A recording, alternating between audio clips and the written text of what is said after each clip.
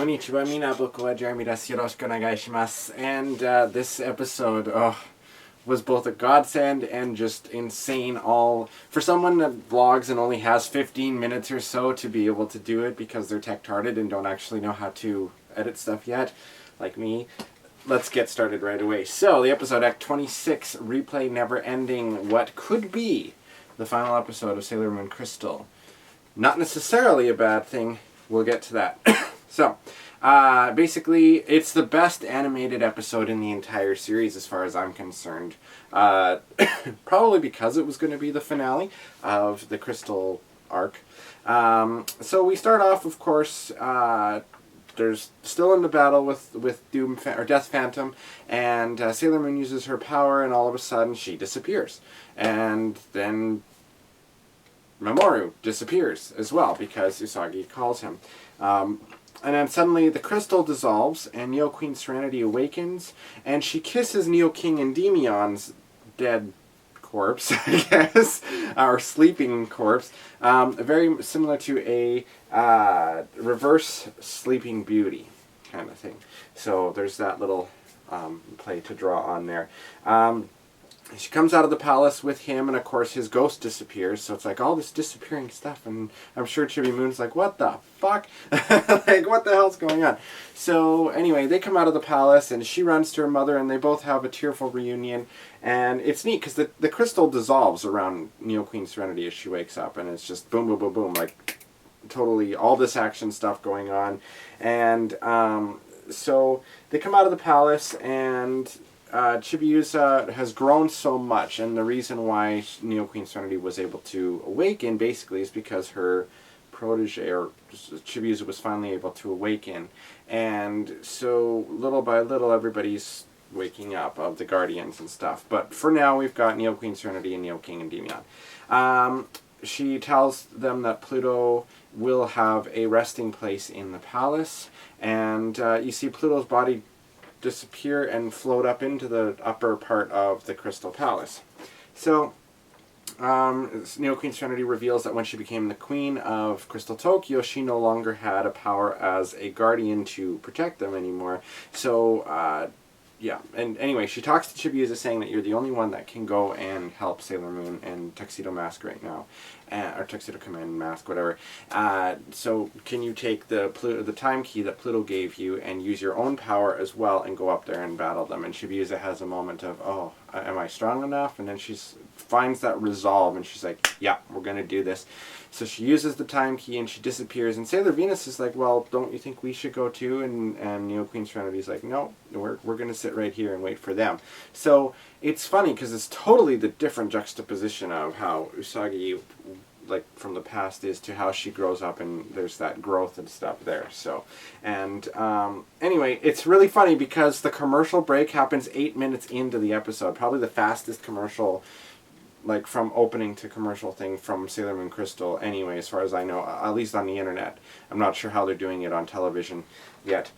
Okay, so Usagi calls Mamoru to activate her power, and she mentions this as they're floating up in space, and you know, they're about to face off against Death Phantom. So they're talking, and she says that he's always the source of her power, and that's why she calls him.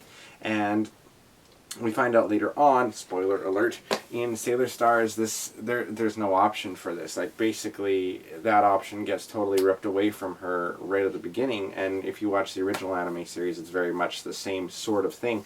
He dies, essentially, and so he's not there to gather the power from. So she kind of gets it from Seiya, but more so she's forced to grow into it. Kind of like Chibiusa went through all that pain and stuff, and it forced her to grow and to get this power. Usagi's the same, kind of on a broader spectrum throughout the series, including S, Super S, and Stars, and so we'll see that eventually. Chibiusa appears from the love of Tuxedo Command and Sailor Moon, and it's totally a call out to birth, I guess, because they're kissing. You know, there's this warm light that appears, and it's like between them, and all of a sudden, boom! There's Chibiusa. So I wonder if that's how all births are done in the future. That would probably save a lot of mothers a lot of pain. Anyway, just thought I'd throw that in there. Kind of fun there. So at that point, it's the three of them. It's the family, the future royal family, facing off against the Death Phantom, and just gigantic head in like a planet type thing. And so now Sailor Moon takes on the role of the teacher, much as Luna was to her, to teach Chibiusa how to use her powers. And it's like, boom, boom, boom, boom, let's do this. So they use the two moon rods together, essentially using the silver crystals together, but through the moon rod form. And they basically beat Death Phantom pretty easily. He sounds like he's gargling, which I'm sure the voice actor was probably doing and is really, really funny. I don't know. But, like, the thing to me is there's a lot of foreshadowing in this episode. This is one of the cases, because when Doom or Death Phantom blows up, it creates what looks like Saturn. So we know, of course, that Sailor Saturn is going to be becoming a major part of the next arc, the Infinity arc in the manga, and potentially the series. So that's really stood out to me, and all the backgrounds again were done very, very well. But like, the whole episode really came together. The graphics were fantastic, and it's like they pooled all their resources for this episode, which worried me at first, because I'm thinking, oh gosh, why are they doing this? Is this going to be the end? But then we get that little thing at the end, and we'll get to that in a little bit here. So, Death Phantom's gargling, everything's hunky-dory, and all of a sudden, Crystal Tokyo goes from looking like shit, this gray nothingness, this vast emptiness, to all of the darkness disintegrating. You see the malefic black crystals being just dissolving, and Crystal Tokyo, the palace, is becoming what it once was, and all of a sudden, the whole place just returns to the beauty and the splendor of what it is. So we get a grasp of what Crystal Tokyo is going to look like in the future, all the monuments, all that kind of stuff. And Neo Queen Serenity gets her new, gets her new Heart Moon Rod, which is wonderful, with which she grants each of the Senshi new powers, which we will discover in the next arc. And she calls them each, like, Jupiter's the guardian of power, protection, Venus is the guardian of love, Mars of war, Mercury of knowledge, I believe, and Moon is the guardian of mystery. So I guess that suits her very well. Really, Usagi sees a lot of herself, or a lot of Chibiusa in herself, and really that's the episode that brings them together. Finally. Now, I was thinking about this because towards the end, when everybody comes back and Neo Queen Serenity's like, no, two people can't exist, they can't meet up in the same dimension or space-time, because it's just not part of history. It could cause all sorts of things. And that's really what explains how Pluto is able to exist in Sailor Moon S, because this future is a different plane from what happens, when we meet Setsuna in what is going to be the current day type thing, where she comes back. So she may have died in the future, but it's kind of like River Song and Doctor Who and the Doctor and all that stuff. So all this time stuff. And I always used to joke, because I love Doctor Who, and I wrote a fanfic for a while called Doctor Pooh, because Chibiusa calls Pluto Pooh, and I thought, Pluto's a Time Lord, why not, right? So it's funny how all this stuff that really doesn't go together actually goes together. So, yes, there's that little thing. So that's why we can have Sailor Pluto. It kind of explains it there. So again, foreshadowing. The funniest part, I think, is the fact that Usagi, there's still, even though she is more mature, like from what we see through Neo Queen Serenity and her actions, she's still the same person, because even though she knows the rules, she still breaks them. Usagi wants to meet her, and she turns around, and she's running, and they meet, and all the Guardians meet themselves, and Luna and Artemis, and then, of course, Diana's there, and Chibiusa's like, okay, I'll take you back to the past. So she does, and then Usagi wakes up, she thinks it was all a dream, and then she sees Chibiusa, and then they're heading off to school, I guess, and she's like, well, why do you have all this stuff in your bag? And Chibiusa's like, well, I only took the most important stuff, I have to go back. So Usagi excuses herself, goes back home, and cries, because she realizes that this day was going to come, but at the same time she didn't. Like, I guess she thought everything was going to be fine, but really it is. But things have to go back to the way they were. And I understand that. I'm exactly like that. there's happiness, but then there's the sadness that comes with realizing what's best for everyone and how things work out. So Chibiusa comes back as she sees her crying, and Usagi cries, and then she cries, and that's really bonds them. And then they go to the park where Chibiusa first appeared. They say goodbye to her. Mamoru gives her a hand puppet of Tuxedo Command again, and she leaves. And then Usagi and Mamoru are having their romantic moment, which of course again is interrupted by Chibiusa falling from the sky with Luna P and in the kiss again. I don't know why they had to throw the kiss back in there again. That was all said and done with Black Lady. But anyway, so that was pretty much the episode. And then at the very end, it said "a bientot," which means "see you soon."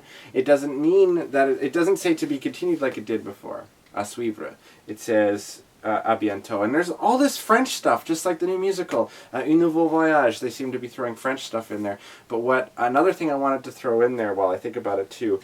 They just announced a couple of days ago that this Sailor Moon musical this year will be the first one to employ a new kind of glasses that allow English-speaking and French-speaking and Chinese-speaking people to watch the musical live with subtitles in your language that you choose. Like, say, I was to go and watch it live, I could choose English. So I have English subtitles on these glasses as I'm watching the live stage production of the musical. How fan-fucking-tastic is that?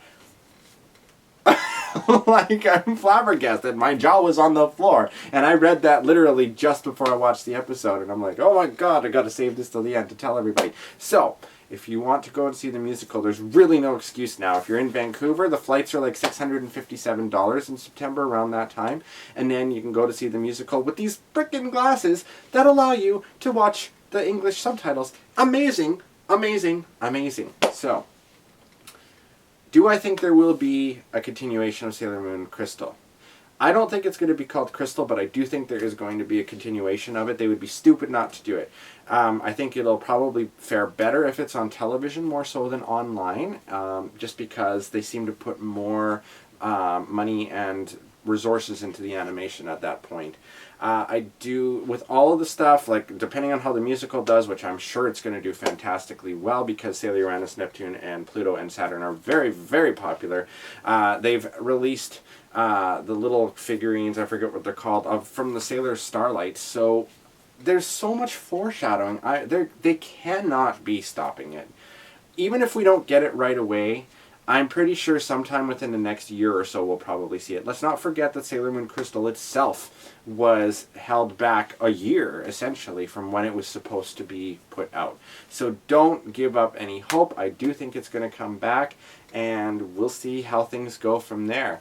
I mean, Viz Media, of course, announced the English cast for Sailor Uranus, Neptune, Saturn, Kaori Knight, Professor Tomoe, all that stuff for the English dub of Sailor Moon S, the original series, and then of course we've got Crystal, which is also being dubbed into English as well, using the same voice actors. So it's going to be neat. It's going to be released in 2 box sets, probably split up down the middle, 13 episodes each, with the Dark Moon Kingdom set 1, and then the rest of the Black Moon family and stuff being set 2. So all the Sailor Moon stuff, really, like, it's a fan's dream. So I really, really, really cannot see them not continuing it. I do think that the series will continue, but I still think it's going to be under a different name, because the first 2 arcs really focus around the Silver Crystal. The rest of them, not so much.